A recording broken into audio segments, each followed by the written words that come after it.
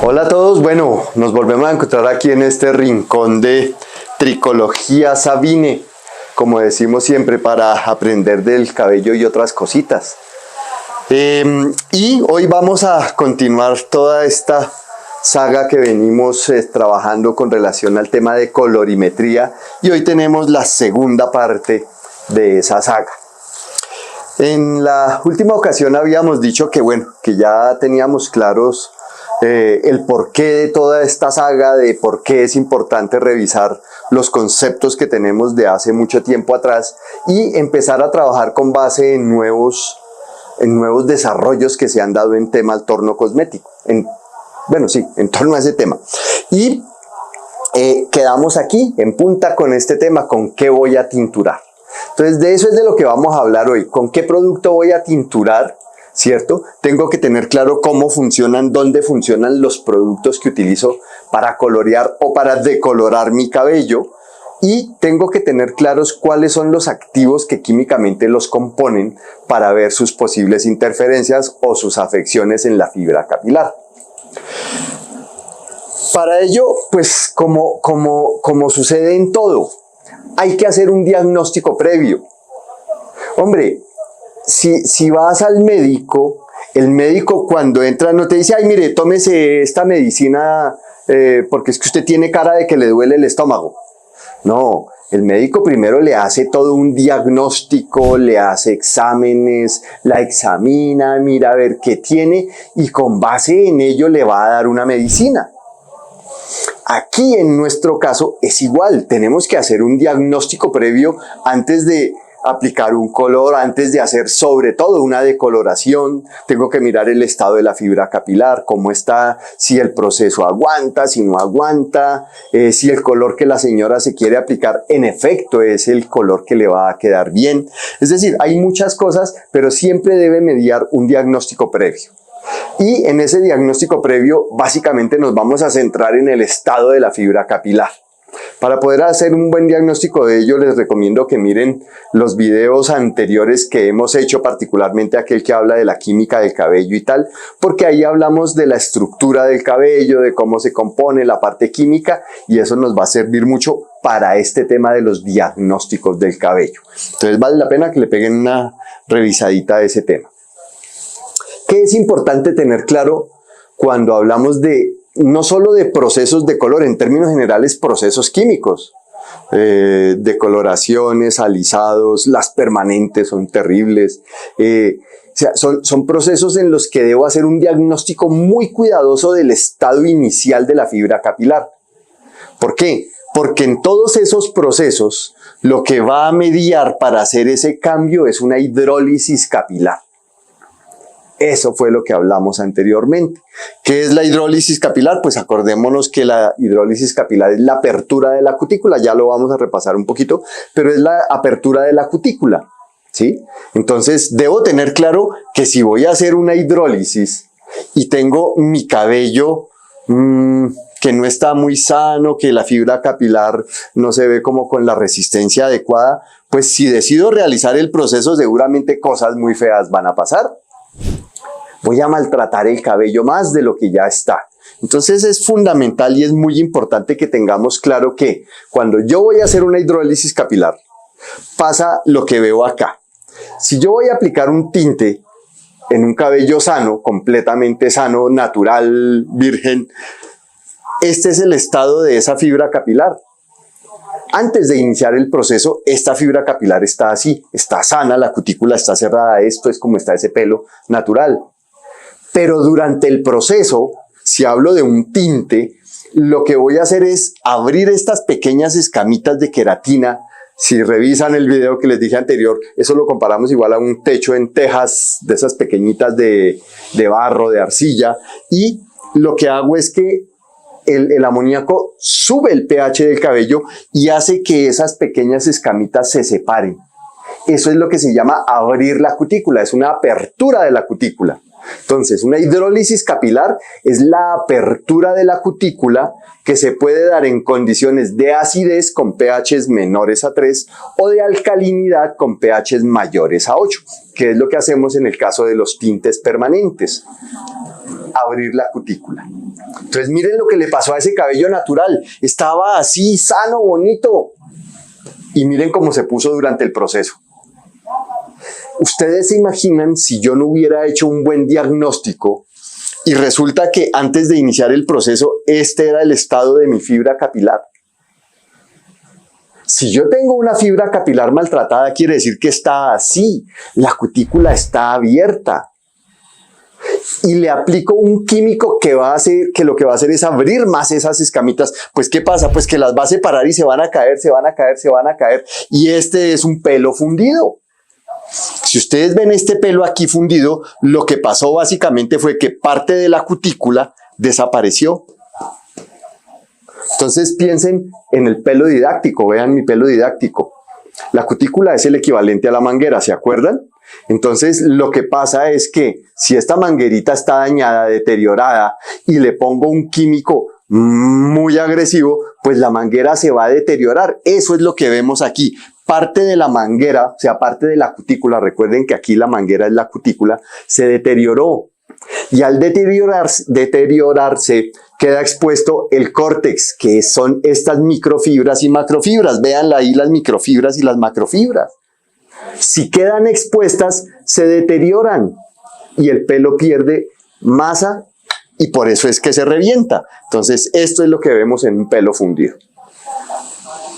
La cutícula se deterioró, estaba así, se deterioró y empieza a haber pérdida de estas microfibras del cabello y el cabello termina así. Un cabello que era así grueso se va deteriorando y internamente y queda esto.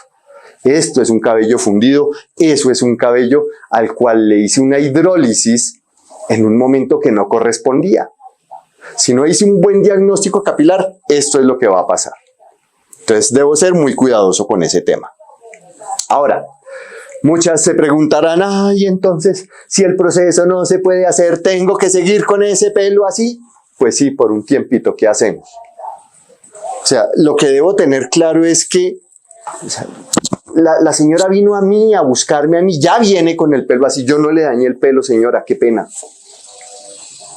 ¿Qué tengo que hacer para poder hacer un buen proceso ahí? Restaurar ese pelo primero, hay que aplicar un producto regenerador y para eso pues hay muchas cosas aquí dentro de la casa Sabine, taninos, puede haber un Kerplex, es decir, dependiendo el grado del maltrato de la fibra capilar, pues puedo poner un producto regenerador, es decir, que lo ponga un poquito mejor para luego sí hacer ese proceso en el cual voy a hacer una hidrólisis capilar.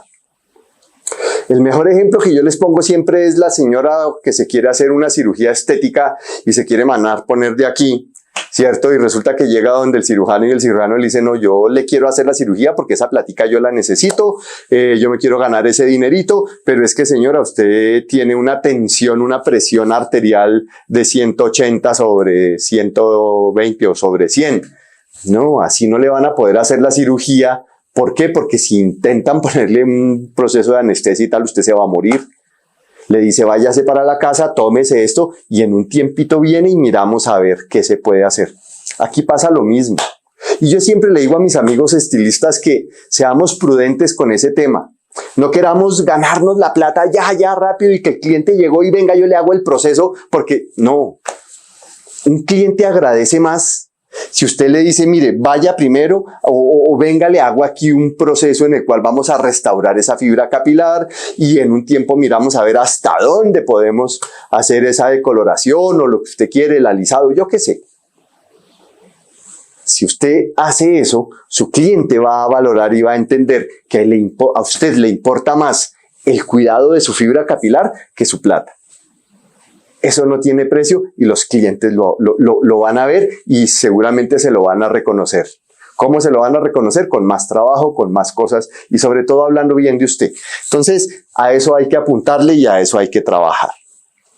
Ahora, supongamos que sí, que el cabello está sano, ¿qué tal? Es decir, como decimos aquí en mi país, que la fibra capilar aguanta, es decir, que está buena, que podemos proceder.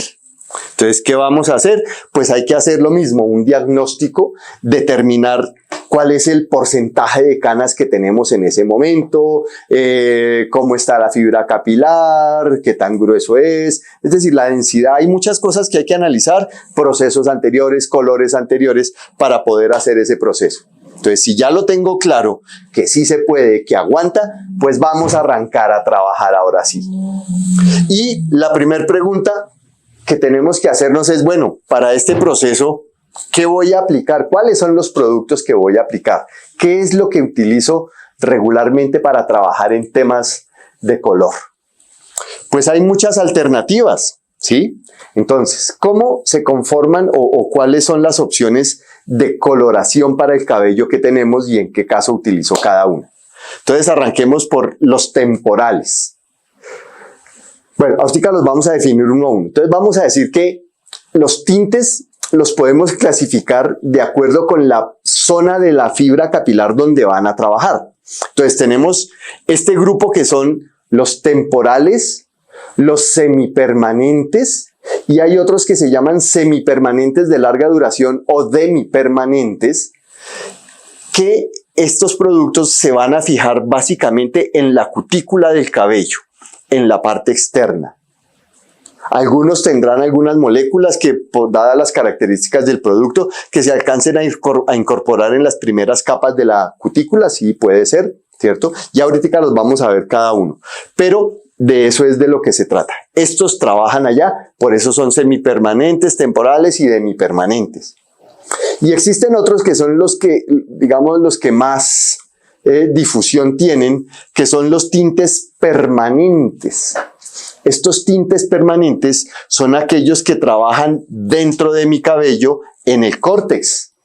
Es decir, si vengo a mi pelo didáctico nuevamente, son productos o son pigmentos que deben atravesar la manguera y depositarse aquí adentro en donde está la soga, donde está el córtex. Esos son los tintes permanentes. Por aquí ya voy infiriendo cosas si estoy atento. Si ya sé que los permanentes trabajan dentro de mi cabello, pues quiere decir que de alguna manera debo abrir la cutícula para meter allá los productos, ¿cierto? En tanto, es decir, que deben tener pHs muy alcalinos o probablemente muy ácidos, mayor de 8 o menor a 3. En tanto que estos tintes que trabajan aquí afuera, pues deben tener un pH más bajo, porque si no me abren la cutícula es porque el pH, la base sobre la que están dispuestos esos pigmentos, es menos agresiva, ¿sí? Entonces, eso es lo que tenemos. Vamos a hablar de cada uno de estos tintes. Entonces, los primeros que mencionamos fueron los temporales. ¿Cuáles son los tintes temporales? Son aquellos que se utilizan aquí en mi país decimos cuando uno quiere adornar algo, para engallar algo. Entonces, para la engallada, para la adornada. Entonces, si voy a ir a una fiesta en donde me quiero tinturar las barbas o me quiero hacer un mechón de un color o quiero hacerme varias mechas, bueno, yo qué sé. Esos son esos tintes temporales, perdón. ¿Qué quiere decir? Pues que tiene una pigmentación muy fuerte, porque si son capaces de pintar un pelo oscuro, quiere decir que la pigmentación es fuerte, ¿sí? Y estos son pigmentos que están dispuestos sobre bases que tienen pHs del orden de 6 más o menos, es decir, no abren la cutícula. Podríamos decir que es una base similar a la de un acondicionador, un rinse, un bálsamo, no sé cómo lo llamen en diferentes latitudes, pero es una base similar a esa con unos pigmentos de ciertas características, pero que son fuertes, por eso dan estos colores así vivos. Esos son los tintes temporales. ¿Cuánto duran? Pues una lavada, 2 lavadas, no van a durar más. Pero ojo, hay que tener precaución con algo. Si yo tengo mi cabello con una decoloración, con una alta decoloración, o si tengo mi cabello muy maltratado, pues esos pigmentos se van a incorporar allá, se van a fijar y probablemente le van a manchar el cabello y le va a durar más tiempo el manchón ahí. Entonces hay que tener precaución con esos tintes, ¿sí? Pero esos son los tintes temporales. Existen estos que desde mi punto de vista han sido muy maltratados y están, digamos, no les han dado la importancia que merecen. Son los tintes semipermanentes, que no son otra cosa que las mascarillas color o tratamientos tono a tono, bueno, no sé cómo lo llamen en diferentes países, pero son esos, champú color o tratamientos tono a tono. Mascarillas color les dicen en otros lados. Entonces, esas mascarillas o esos productos para mí son los más importantes porque tienen un amplio campo de aplicación. Lo que pasa es que tienen unas características bien particulares, ¿cierto? La primera es que estos productos solamente sí se fijan en cabellos que han sido químicamente trabajados ya. Es decir, se fijan en donde haya un tinte previamente aplicado o una decoloración hecha previamente, ¿sí? ¿Por qué? Porque como es coloración directa, son pigmentos también directos parecidos a los que utilizamos en los tintes temporales. Entonces, esos son pigmentos que necesitan fijarse de algo. Si yo tengo un cabello natural, entonces volvamos aquí a cómo es mi cabello natural. Mi cabello natural está así completamente liso. Si yo aplico un tratamiento o una mascarilla tono sobre tono en un cabello que está así muy liso, es como si yo pinto un vidrio. Si yo pinto un vidrio con una pintura cualquiera o con un esmalte, pues se habrán dado cuenta que si yo le hago así con la uña, esa pintura se cae. ¿Por qué se cae? Porque no tiene un adecuado perfil de anclaje. Es decir, no tiene huequitos para que se fije la pintura. Es como una pared. En una pared, una pintura sí se fija. ¿Por qué? Porque tiene poros y ahí queda firme el color. En un vidrio no, porque no tiene poritos, huequitos para que se fije. Entonces, esos tintes semipermanentes pasa lo mismo. En un cabello natural no se fijan y todos los estilistas saben eso, que un tratamiento color, un producto de estos tono a tono no fija en un cabello natural, solamente en cabellos que ya han sido procesados químicamente, y todos sabemos que un cabello que se procesó químicamente, la cutícula no va a volver a quedar así, queda con algún grado de rugosidad. Entonces, esa es la característica fundamental de estos tratamientos tono a tono. ¿Qué es importante tener claro? ¿Y por qué digo yo que son productos que deberían tener una mayor difusión? Si a mí me preguntan, yo les digo, este es el producto ideal, idóneo, y el que se debería aplicar siempre después de una decoloración. No deberíamos aplicar productos como tintura, o nunca se debería aplicar tintura en una decoloración. Y sé que aquí voy a tener 100.000 comentarios y 100.000 peleas, y habrán muchas personas que dicen es que las casas comerciales francesas, alemanas y todas las demás recomiendan tintes especiales para después de decoloraciones. Pues miren, yo aquí les puedo decir cualquier cosa, pero su propia experiencia no los engaña. Ustedes se habrán dado cuenta que cuando aplican tinte con amoníaco, en cualquier tono, en cabellos que han sido decolorados, si usted decolora hoy y aplica ese tinte ahí, en 3 días, 72 horas después, ese tono está anaranjado, está oxidado. La explicación es obvia y muy sencilla. Para decolorar yo tuve que abrir la cutícula y meter allí moléculas de peróxido de hidrógeno para oxidar los pigmentos que están dentro de este pelo. Esos pigmentos no se fueron ya, y cuando usted lava el cabello, usted quita los pigmentos, quita los residuos de polvo de colorante y peróxido que están por fuera del pelo, pero lo que se metió en el pelo está metido en el pelo. Si usted aplica un tinte que trabaja por oxidación, pues en 72 horas, que es lo que se demora en consolidarse ese proceso allá dentro de ese pelo, en 72 horas ese pelo se va a sobreoxidar y va a quedar anaranjado. Usted recién cepillado, seguramente si lo cepilló adecuadamente y no le pasó plancha, porque si le pasa plancha le queda anaranjado de una vez. Si lo cepilló instantáneamente y tal, ahí usted ve el color chévere, pero en 3 días, como esos pigmentos todavía están trabajando allá adentro, se siguen oxidando y se sobreoxidan, y en 3 días están anaranjados. Les repito, mis amigos estilistas lo saben porque lo han vivido. Entonces, lo ideal, mi recomendación, mi sugerencia es que siempre utilicemos productos como los tintes semipermanentes, que no son otra cosa que las mascarillas color para hacer esos reflejos.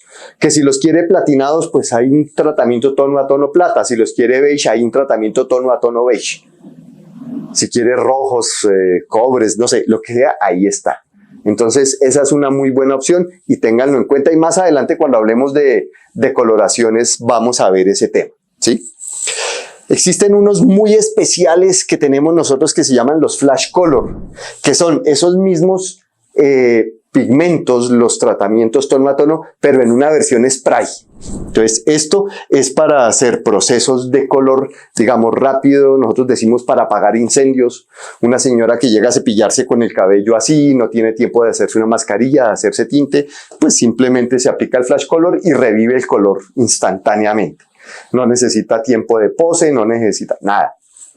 ¿Qué cuánto le dura? Unas 4 o 5 lavadas, no le va a durar más. Al igual que lo que pasa con las mascarillas tono a tono. Bueno, estas sí duran más, duran 7 u 8 lavadas, ¿sí? Entonces, esta es la mejor opción para aplicar luego de una decoloración. Entonces, esa es mi sugerencia, mi recomendación, y les he dado todos los sustentos técnicos. Espero que los tengan en cuenta y que lo estudien un poquito.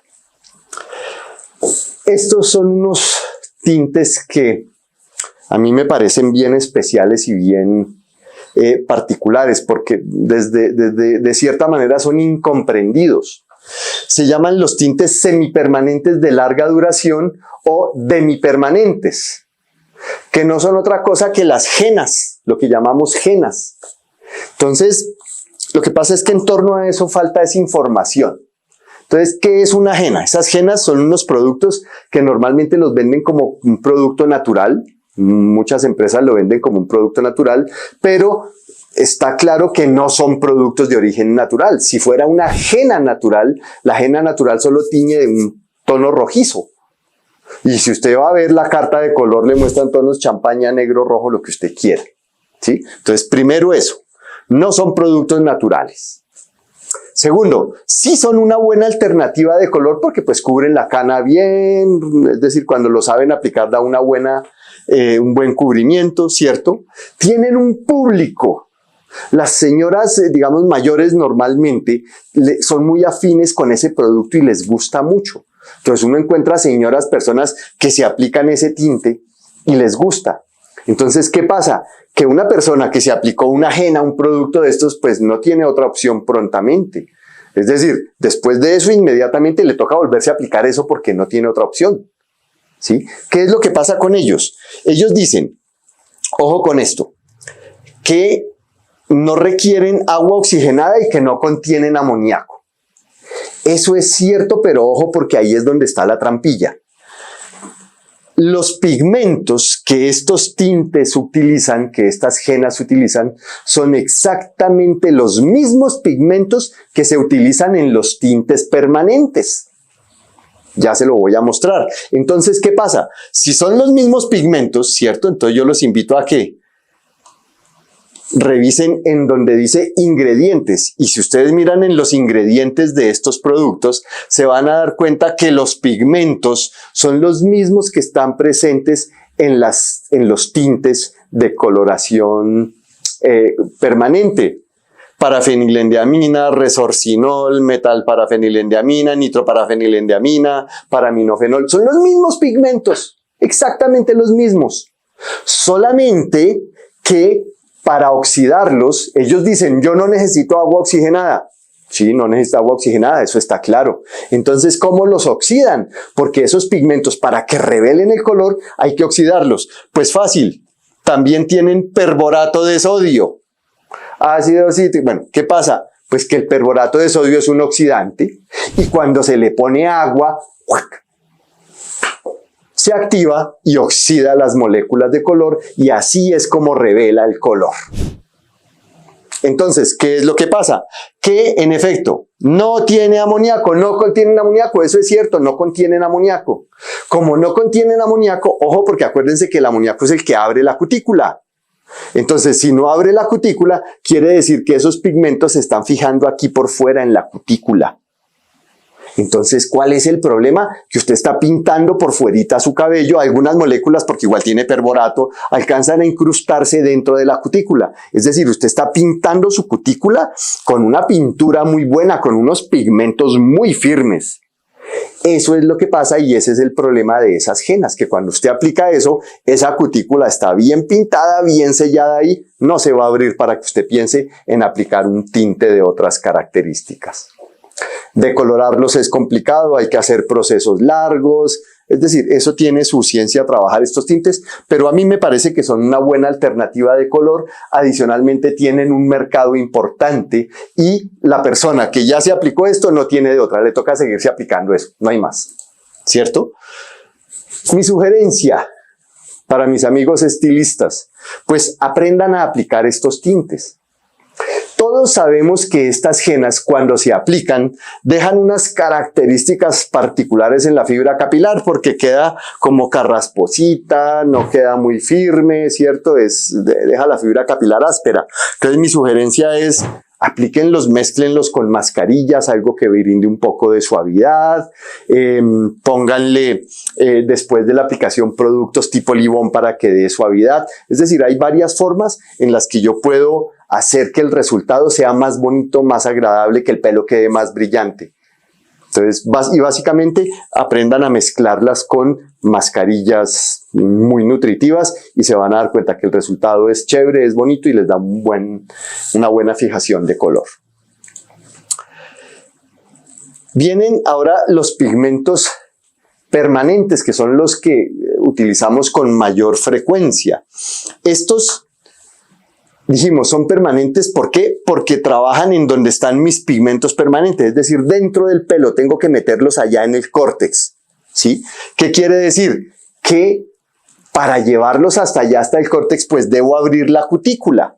Para abrir la cutícula debo subir el pH, ¿sí? Entonces, existen tintes permanentes con amoníaco y tintes permanentes sin amoníaco. Pero entonces se preguntan, pero si son sin amoníaco, ¿cómo hago para abrir la cutícula?